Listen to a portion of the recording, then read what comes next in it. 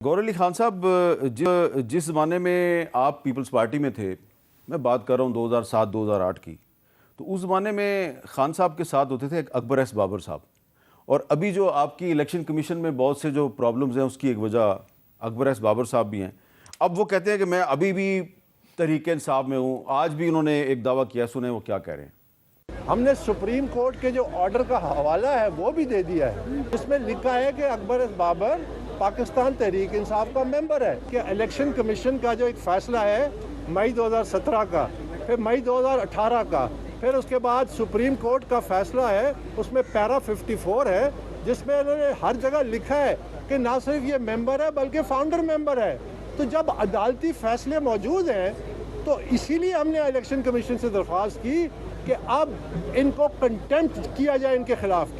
तो ये बताएं कि ये जो अकबर एस बाबर साहब अभी कह रहे हैं कि मैं अभी भी तहरीक इंसाफ का बानी रुकन हूँ, इसका क्या जवाब है आपके पास? देखिए, बाबर ने आज तक अगर कोई दरख्वास्त दी है तो हमेशा से पीटीआई ही के ख़िलाफ़ दरख्वास्त दी है। और जो एक दिन ये वहाँ उनके सेंट्रल ऑफिस में भी आया हमारे, तो उसने कहा ये मैं 13 साल बाद आया हूँ। अच्छा। और जितनी सख्तियाँ पीटीआई पे गुजर रही है, इसने कभी पीटीआई के सपोर्टर, वर्कर, मेंबर के करीब तक नहीं गया। चलो हम ना सही, कोई ऑफिस बेरर ना सही, कोई 10 बंदे ये दिखाएं कि उनके पास पीटीआई के हों। ये ना हमारा मेंबर पहले कभी था, उसके बाद ना हमारा मेंबर रहा है, ना हमारे ये सेक्रेटरी इंफॉर्मेशन था। यस था, बिल्कुल। उसने जो कंप्लेंट हमारे खिलाफ फाइल कर दी फॉरेन फंडिंग केस में, इसलिए निकाल दिया था। आज भी इसी का तस्करा हुआ था।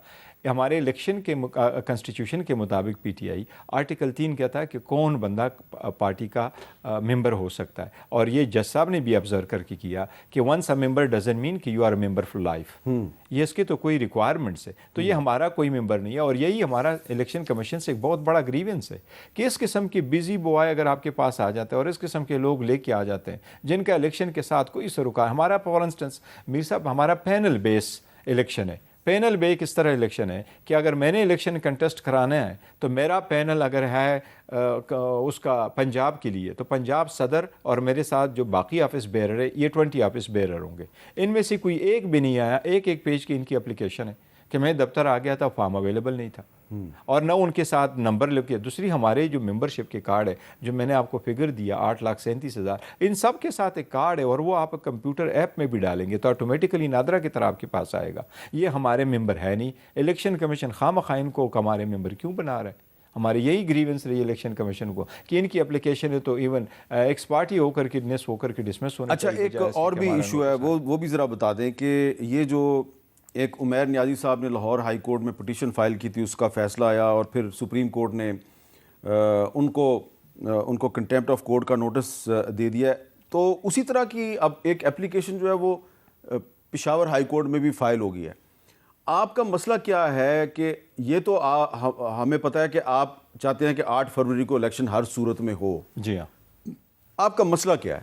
देखिए, जो पिटीशन हमने इस वक्त फ़ाइल कर दी थी लाहौर हाई कोर्ट में, उमेर साहब ने फ़ाइल कर दी थी और हमने पेशावर हाई कोर्ट में भी इस किस्म की एक पिटीशन फ़ाइल कर दी थी। पेशावर की जो हमारी ऑर्गेनाइजेशन उन्होंने फ़ाइल कर दी। हमारा इशू ये था कि हम, और ये फर्स्ट टाइम नहीं है कि हमने फ़ाइल की, अप्रैल में देखो तो उस वक्त भी एक ऐसी पिटीशन फाइल हो गई थी और हमारा ग्रीवेंस सिर्फ ये रहा है कि काइंडली जो डिस्ट्रिक्ट रिटर्निंग अफसर है और रिटर्निंग अफसरान है, ये आप आदलिया से ले लें बजाय इसके कि डिप्टी कमिश्नर और असिस्टेंट कमिश्नर आप उनको ले लें, क्योंकि वो एक तो गवर्नमेंट ऑफिशियल होते हैं और वो प्रेशर में भी आ जाते हैं, उनको लॉ भी नोइंग इतने नहीं होते, उनके एक्सपीरियंस भी नहीं होता इलेक्शनों का, इसलिए ये बड़ा इफ़ेक्ट करता है free and fair and transparent election को। तो हमने उधर भी हाई कोर्ट में कहा था कि आप इनको इतना कर दें कि इलेक्शन कमीशन को ऑर्डर दे कि जुडिशरी से ले ले बजाय इसके कि डीसी हो। तो हम इतना ही चाह रहे हैं, लेकिन ये बड़ा, मैं नहीं समझता ये सुप्रीम कोर्ट के लिए मुनासिब बात है कि वो जो पिटिशनर है उनको आप कंटेम्प्ट का नोटिस करें, क्योंकि उसमें तो सिरे से जिक्र ही नहीं था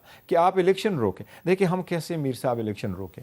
2 हुकूमतें हमारी ख़त्म हुई, 3 मरतबा सुप्रीम कोर्ट में चले गए, 7 पिटीशनें हाई कोर्ट में फ़ाइल की, बार बार सुप्रीम कोर्ट के चक्कर लगाते रहे कि आप इलेक्शन का ऑर्डर कर ले कि इलेक्शन हो जाए।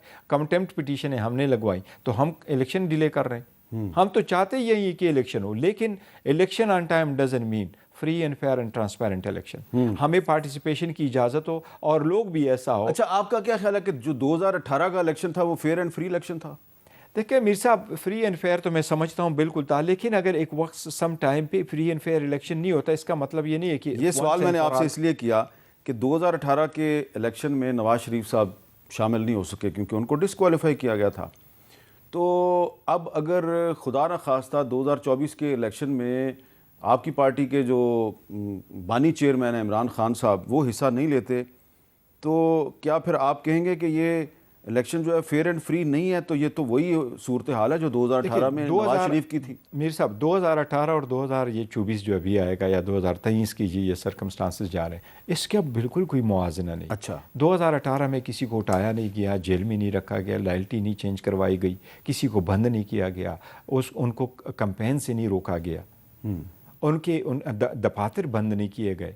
आज भी हमारे बलूचिस्तान का दफ्तर बंद है, वो कहता है कैंट एरिया में, हम जो कैंट एरिया वाले हैं वो कहता है हमें नहीं पता, जो डीसी है वो कहता है वहाँ तो हमें पता नहीं है, वो तो कैंट एरिया का है। तो दफातर हमारे बंद, वर्कर सपोर्टर हमारे इन हाइडिंग, और पार्टिसिपेशन की गुंजाइश ही नहीं।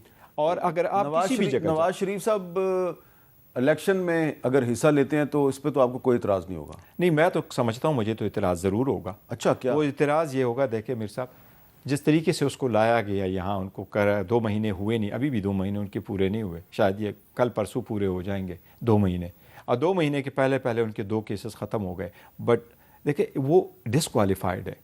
सुप्रीम कोर्ट ने जिसके डायरेक्शन की इंटरप्रिटेशन की हुई है, अगर सुप्रीम कोर्ट उसकी एक फेवर में एक और जजमेंट दे देती है CMA पे या किसी और पिटीशन में कि नहीं वो क्वालिफाइड है, फिर तो उसकी क्वालिफिकेशन हो सकती है। लेकिन उसकी जो डिसक्वालिफिकेशन हुई है वो तो फाइंडिंग मौजूद है सुप्रीम कोर्ट की, और सुप्रीम कोर्ट अपनी फाइंडिंग की तो आप क्या ख्याल में कि नवाज शरीफ साहब अभी तक डिसक्वालीफाई इलेक्शन नहीं लड़ सकते? मैं समझता हूँ कि बिल्कुल नहीं लड़ सकते। पहले वो डिसक्वालीफाइड थे बाय द रीज़न ऑफ नेब का ऑर्डिनेंस, क्योंकि उसकी वजह से जो कन्विक्शन हुई थी वो 10 साल के लिए डिसक्वालीफाइड है। अब नेब ने अपने इतने ज़हीम रिपोर्ट को कहा कि मफरूज़े पे मबनी है, तो कोर्ट ने उसको इक्वट कर दिया। वो इशू अगर इसका ख़त्म हो गया, लेकिन जो 62(1) की डिक्लेरेशन है वो सुप्रीम कोर्ट की इंटरप्रिटेशन बेस्ड है, उसको आल्दो इन्होंने सेक्शन 232 में अमेंडमेंट ज़रूर कर ली, बट वो इस अमेंडमेंट की वजह से नहीं हो सकता। यही रीज़न है कि अभी काजी फैसल साहब एक जजमेंट सुन रहे थे बलूचिस्तान का, और इसमें उन्होंने कहा है कि मैं जनवरी में इसका फ़ैसला करेंगे कि अगर सादिक और अमीन जो है वो उसकी टेनेवर कितना